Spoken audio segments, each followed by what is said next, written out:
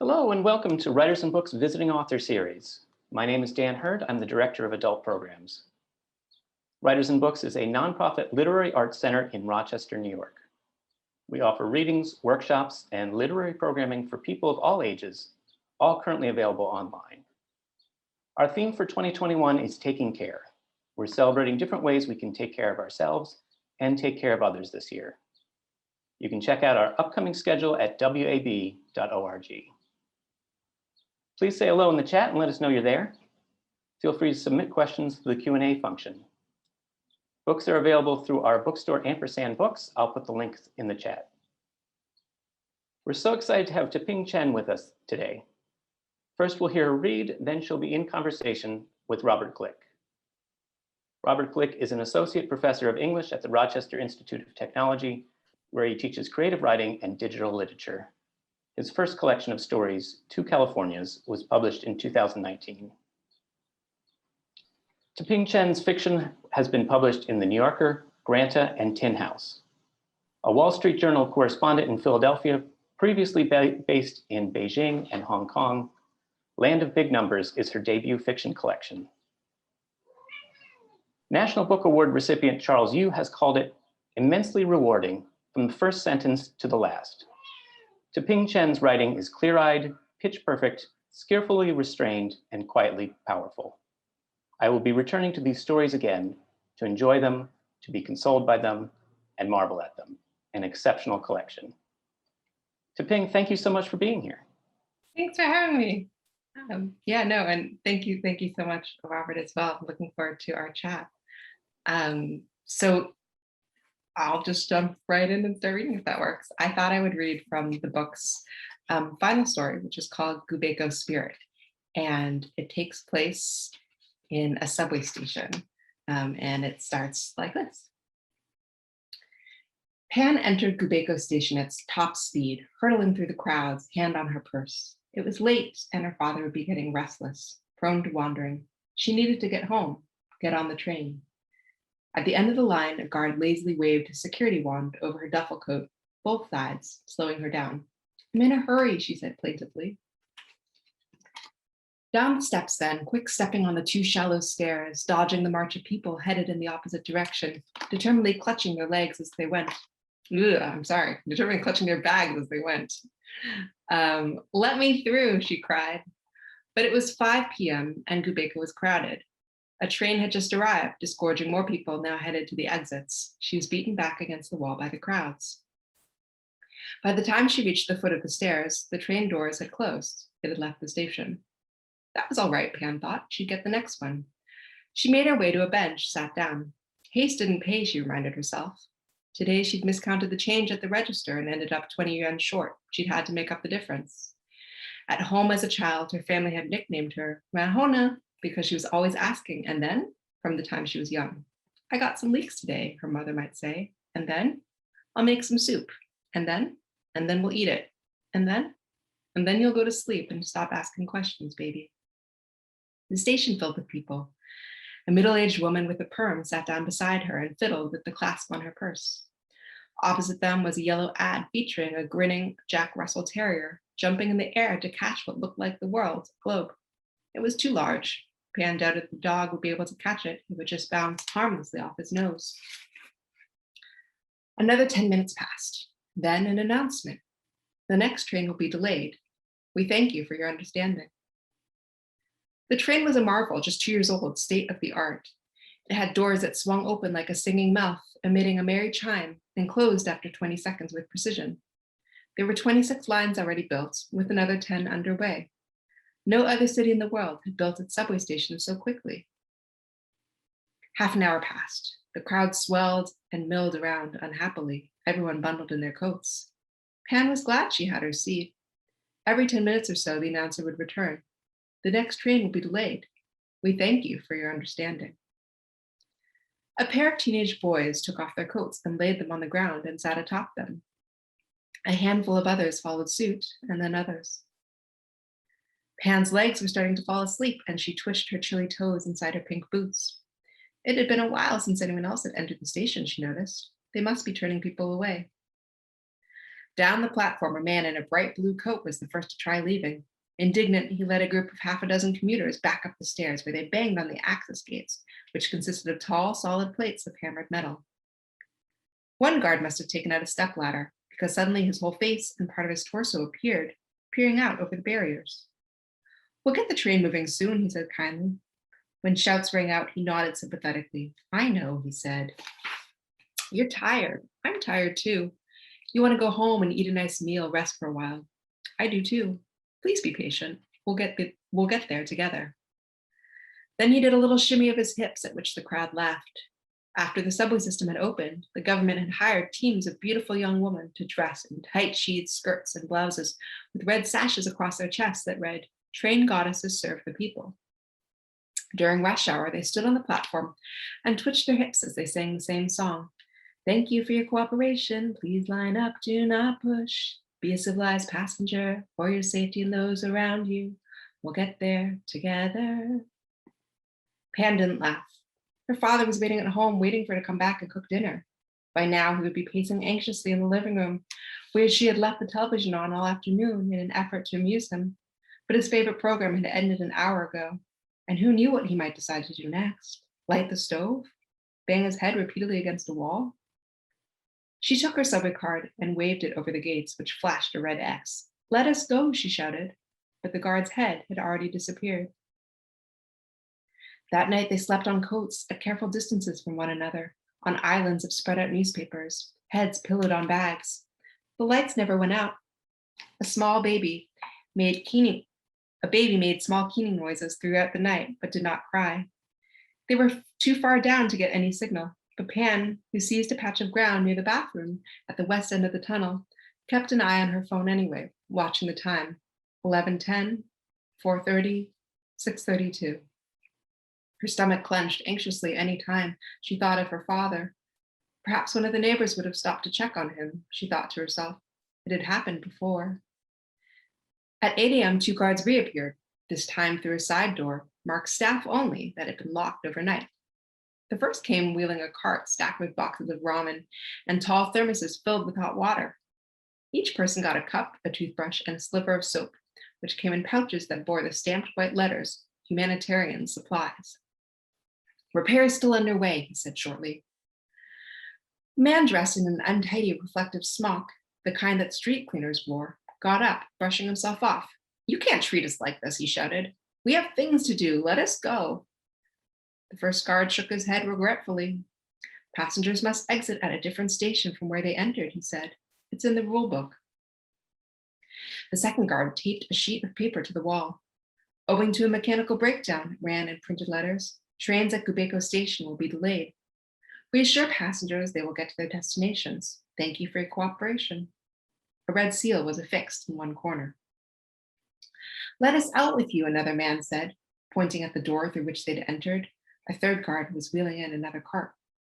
"Can't do that," the first guard said. He tapped the staff only sign and began to lay out trays of plastic utensils, washcloths, and napkins. Other passengers gathered, peppering the man with questions. How much longer? What was the problem exactly? Could their fares be refunded? "We'll get you to your destination," is all they would reply. They would take messages to loved ones, they said. They would ensure work units were notified. One of the teenage boys darted towards the door. In response, the second guard unsheathed an electric baton and whirled it about his person once, striking the young man, who dropped to the ground and began quietly moaning. "Look what you made me do," the guard said angrily. In a matter of minutes, the men had erected a small supply station near one end of the platform, complete with soy milk, crackers, instant noodles, coloring books, pencils, and stacks of coarse yellow blankets. "Thank you for your cooperation," they said to the crowd before leaving. "We'll get you moving soon." That day, the 2 teenage boys tried scaling the subway turnstiles, but were warned back by the guards who stood outside, faintly visible through the cracks, wielding electric batons. "Down," they cried, shouting, gesturing at signs that said no climbing. Pan and others tried standing by the entrance, shrieking repetitively, "Let us out!" There was something both liberating and terrifying in all the fuss they were causing. It made Pan think of her grandmother, who, in her final years, had similarly appeared to lose all inhibitions, shedding her pants in a supermarket, calling neighbors slovenly to their faces. It also made Pan's head hurt, and with the guards unmoved, eventually the group's efforts subsided. By the second day, the train still hadn't come, to everyone's bewilderment. The announcements kept playing. The next train will be delayed. We thank you for your understanding. Soon, the passengers kept telling one another, it must be soon. Maybe a new part needed ordering. Someone remembered hearing that the trains had been made in Germany. How long did it take to ship something from Germany?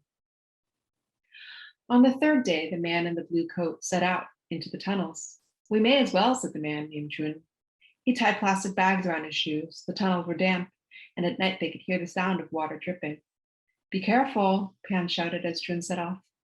She liked the slender-hipped way that he would stand for hours on the platform, listening earnestly for sounds of the train, the way he helped pick up the scattered ramen lids and stack them neatly after meals.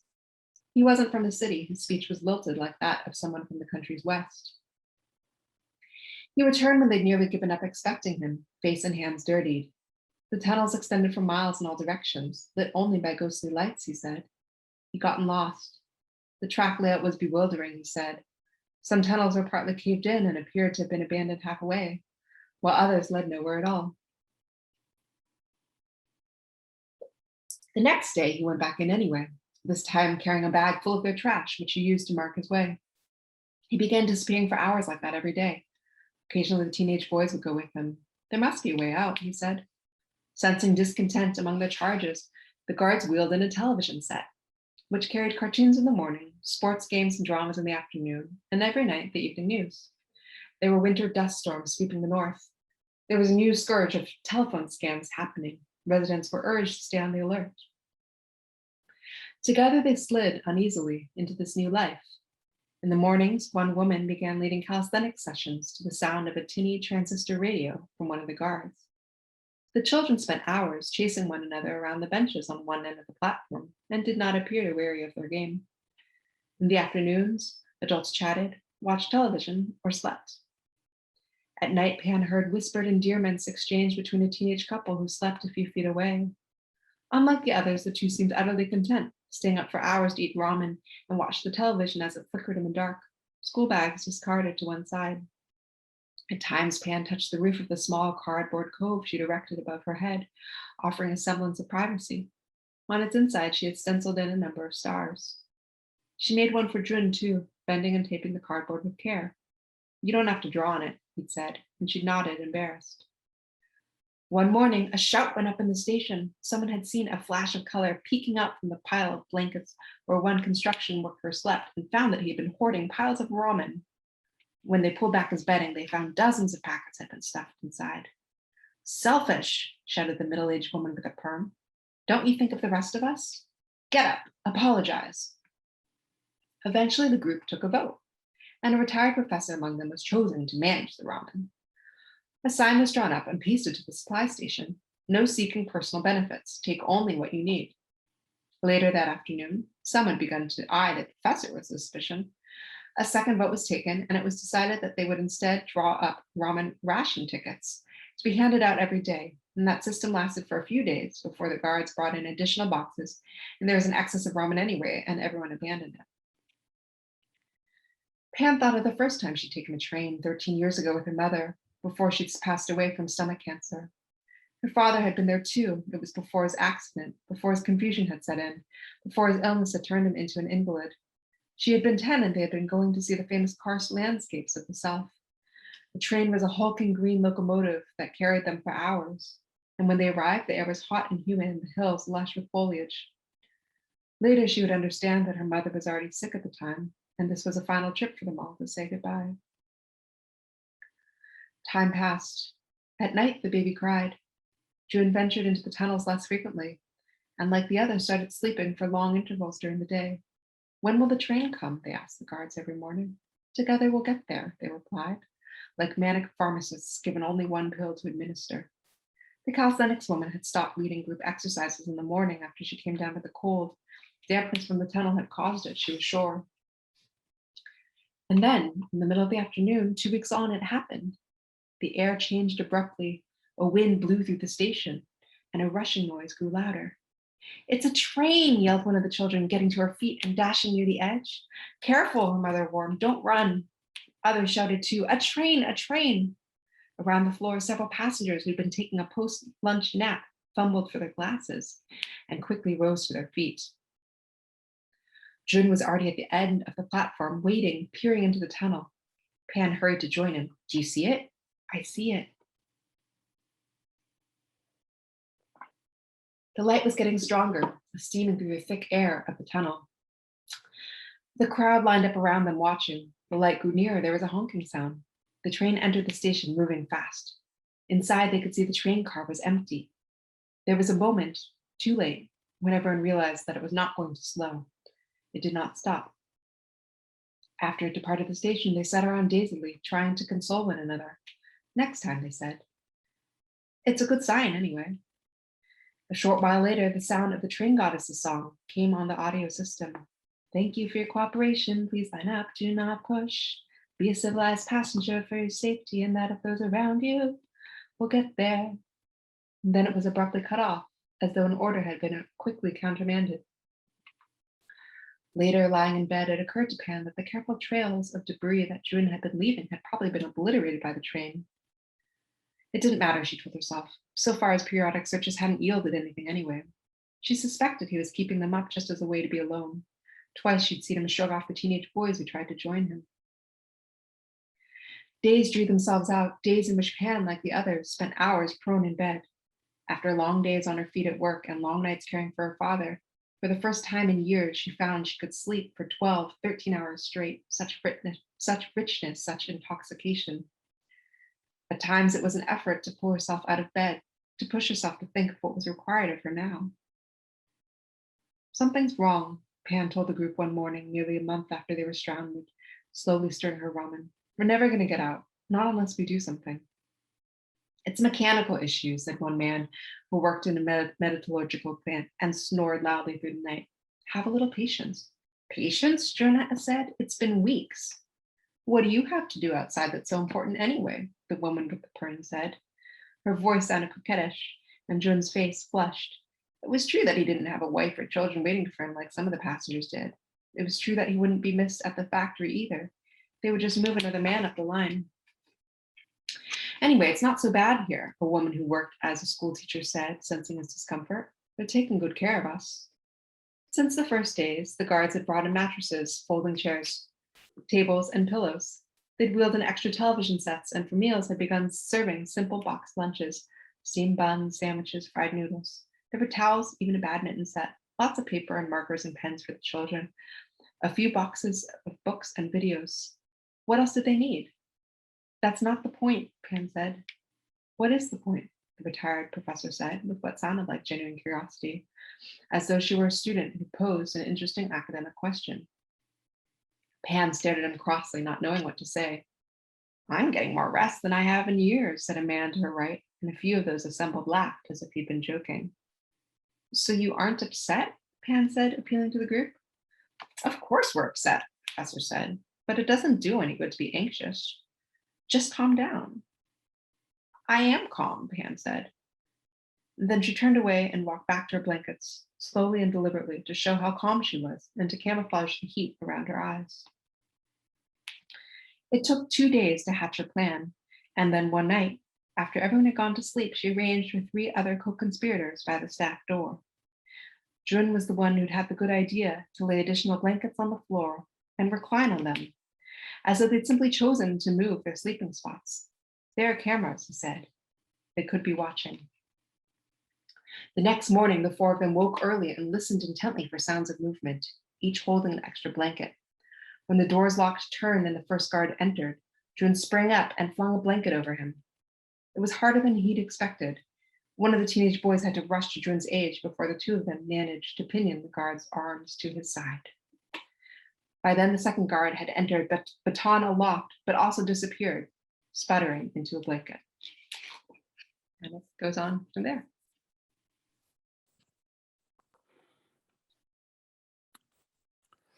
Super. Thank you so much, Ping. I'm really excited to chat a little bit and to listen to you.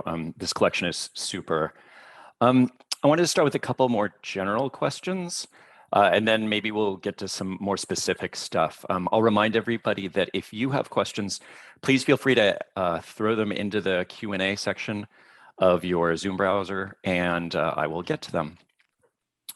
So Ping, maybe you can start by talking a little bit about your writing lineage, writers who influenced you either in content or in style, and maybe if there are places in the book or in this story that you can see those influences.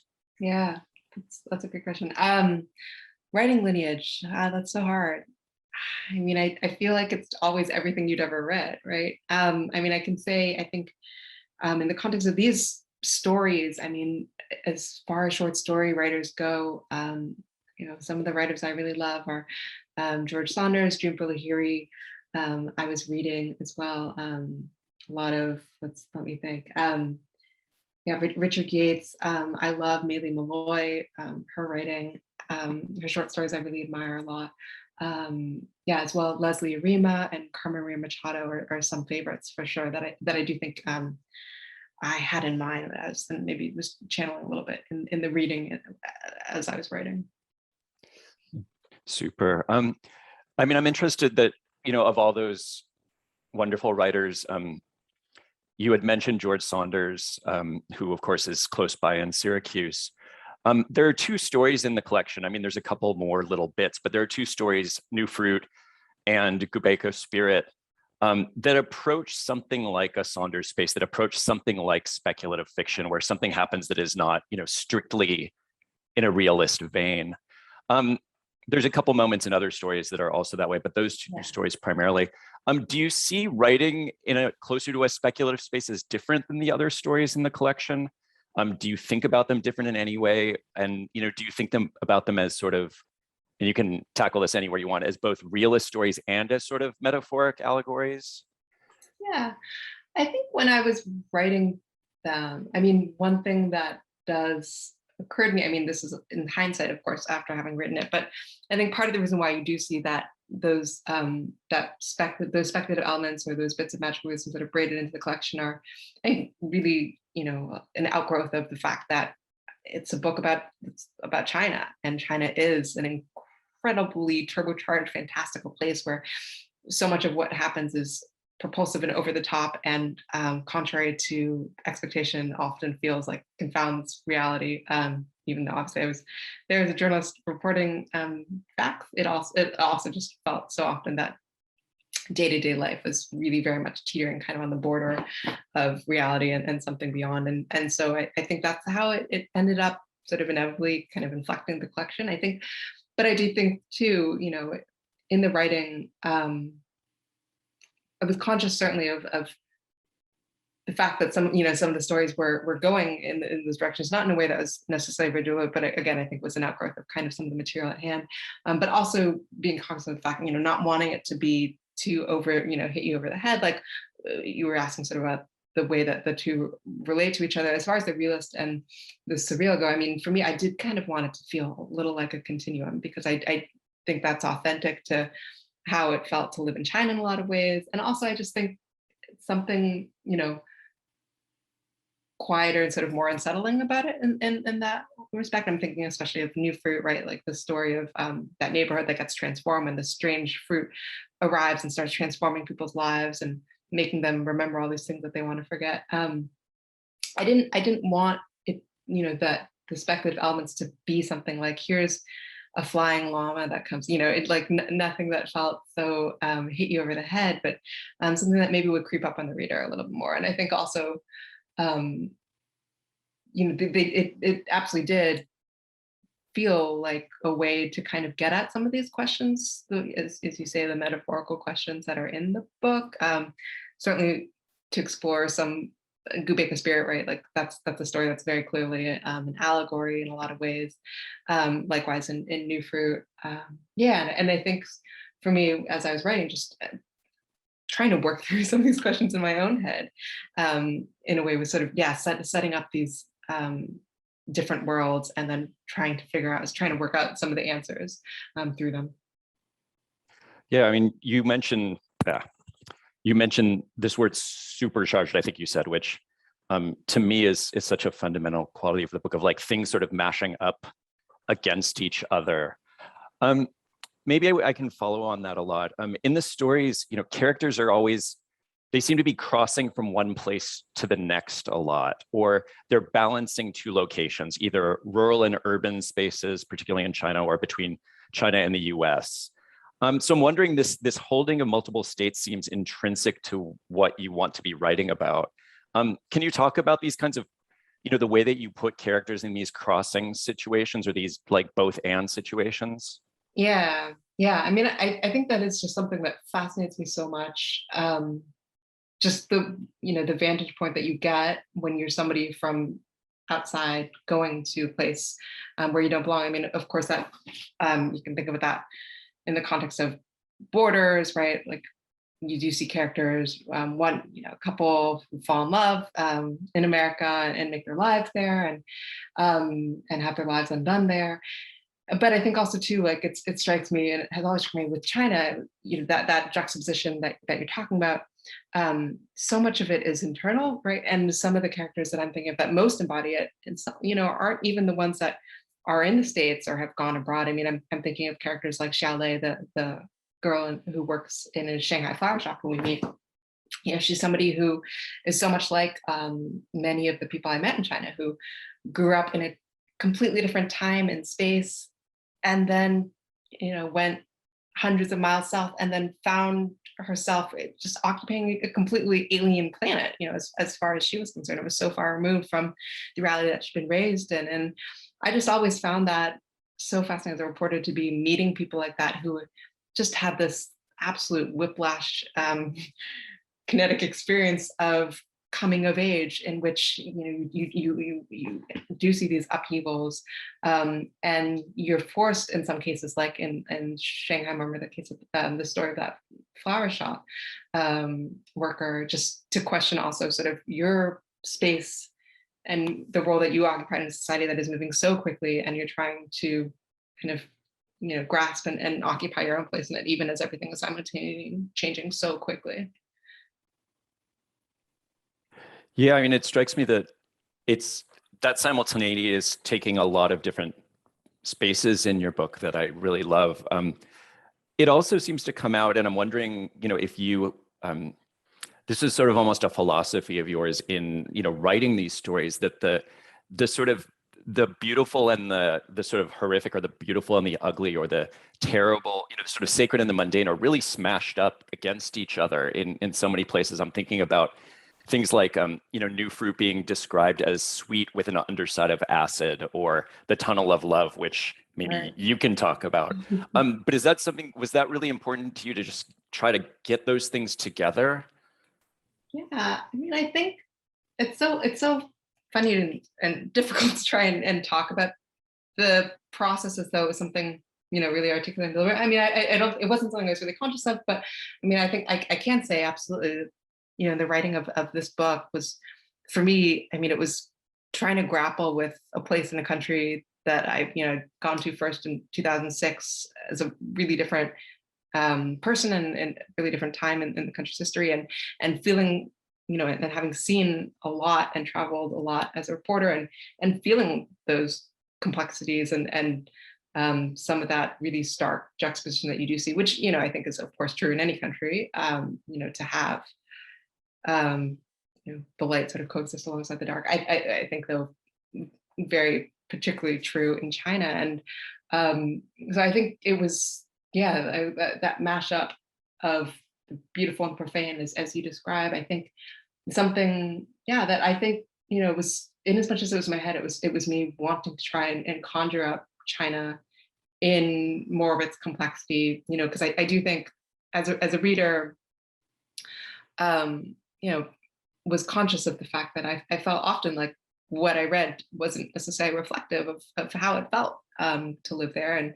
And it's a place obviously that is home to extraordinary injustices, like stories that appear in the book, and that I reported on. But I also think is home to so much beauty and so much humor too, a real sense of humor and play, which I hope also comes across in these stories. And yeah, and so for me, I mean, the characters that I feel a lot of fondness are the ones that I think embody that spirit and that sort of pragmatism and real, yeah, just a really grounded sense of appreciation for life too that you encounter so frequently.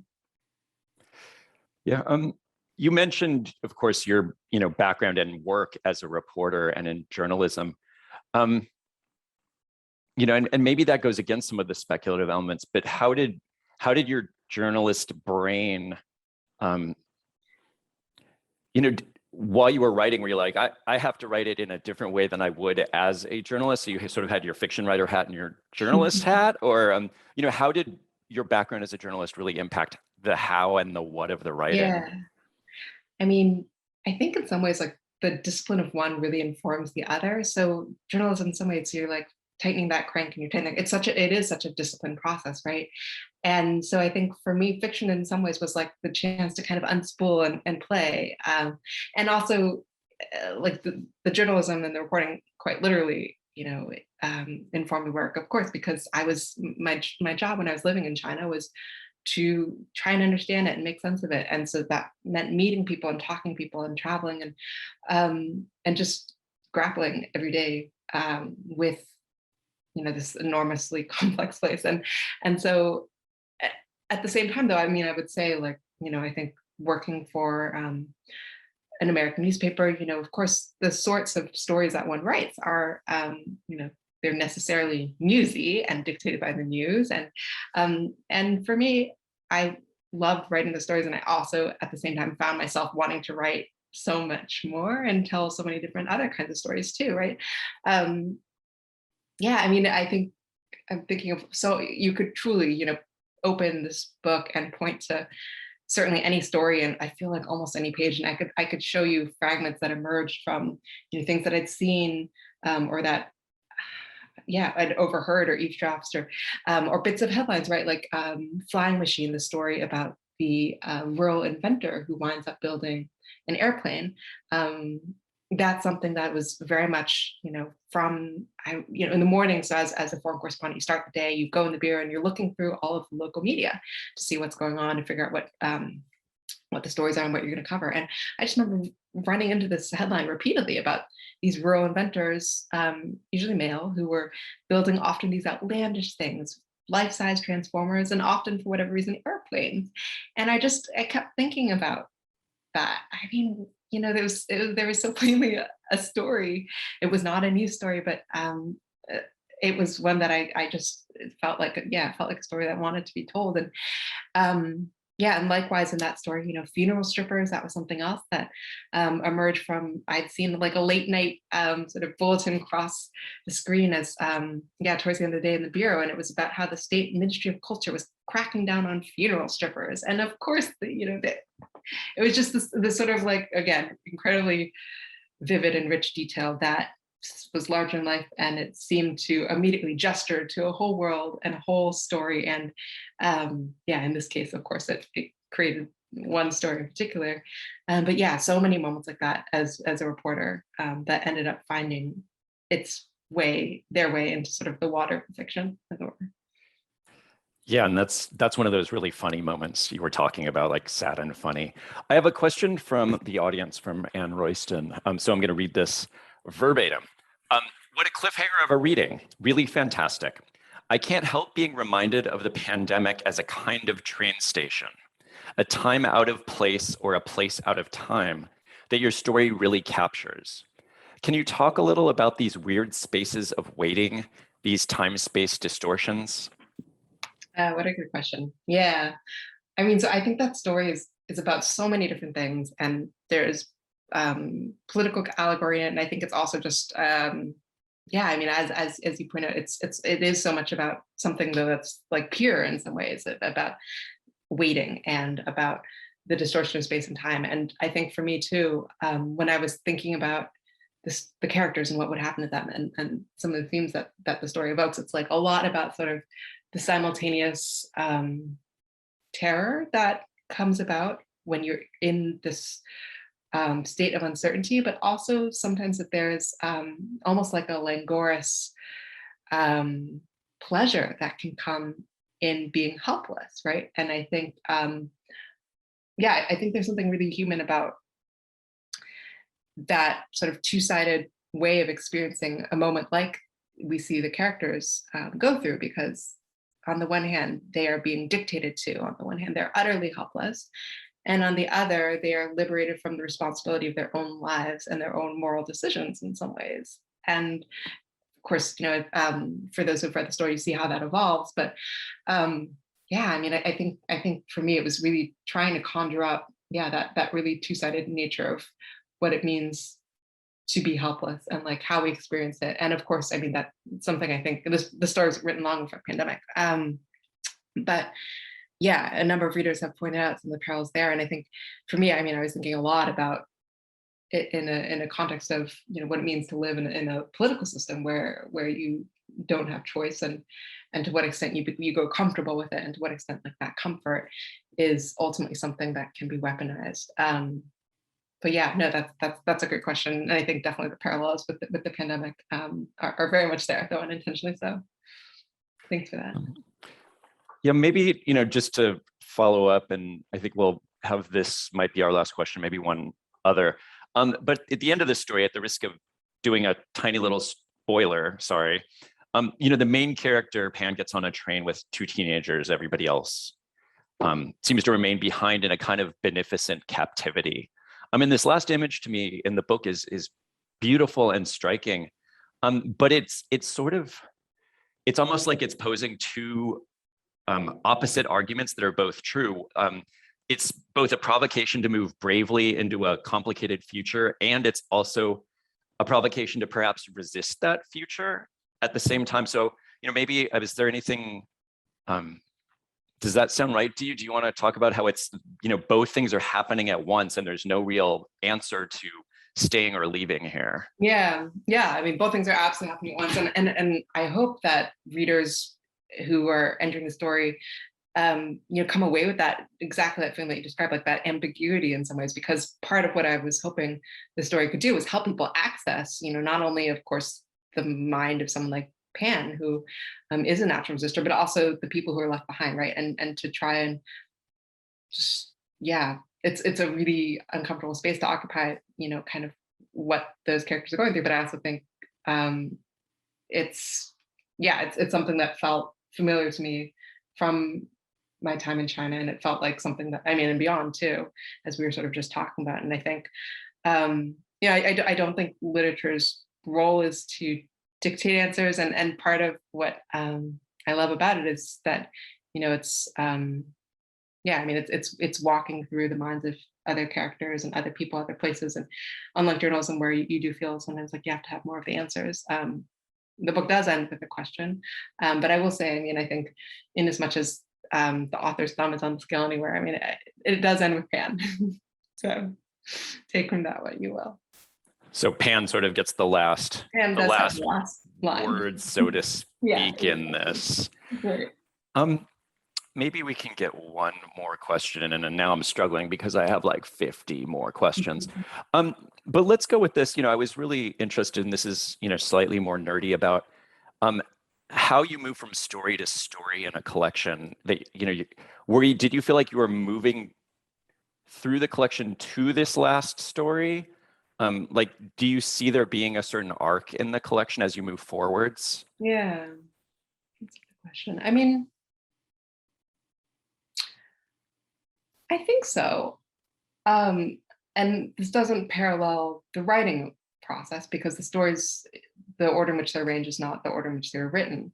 But the way that they're placed, I think there is intended to be a bit of an evolution there, because we open with Lulu, the story that follows these two twins whose lives take divergent paths. One, the sister who ends up becoming sort of an online activist and dissident, and a brother who takes a much more much more mainstream path and becomes, anyway, professionally successful and all that. That story ends with the character being confounded in a lot of ways. She's somebody who, like Pan at the end of Land of Big Numbers, very similar, they both are they're questioners, right? They look around them and they're not the same. They don't accept reality as is handed to them. And that story has one very particular ending. And I think Gubaiko Spirit has a different one, and it ends, they're different characters, but confronting sort of the same sort of system, and one of them finds their way out. And so there, I think there is an arc, and it did feel important to me to end on that note of optimism in the collection. Yeah, I'm glad you said, it feels optimistic, but it also feels uncertain, which is, I think, something I love about it. It's not and Pan will live happily ever after moment. Thank you so much. I think that's a good place. Unless people in the virtual audience, is there anything that anybody would like to add or ask? I'm scanning chat and Q&A areas. Let me give this a...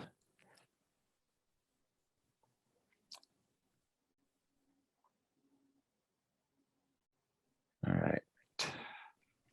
Thank you. Dan. Thank you so much. That was really wonderful. I want to thank to Ping Chen. Thank you to Robert Glick.